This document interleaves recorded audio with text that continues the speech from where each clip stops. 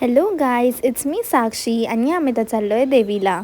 जिकडे आम्ही थांबलेलो तिकडे असं बँड चालू होता आणि मग मी झाली रेडी. मग आम्ही निघालो गडावर चढायला. दिस इज माय मम्मा अँड पप्पा, जे की गडावर चढते आणि मी त्यांचं मस्तपैकी व्हिडिओज वगैरे काढत होती. त्यानंतर आम्ही इकडे प्रसाद बनवायला दिलेला, जो की रेडी होत होता आणि मी हिरव्या बांगड्या घालून आम्ही निघालो परशुरामाच्या मंदिराकडे. आणि इकडे आता मामा तुम्हाला बघा हाय करेल का.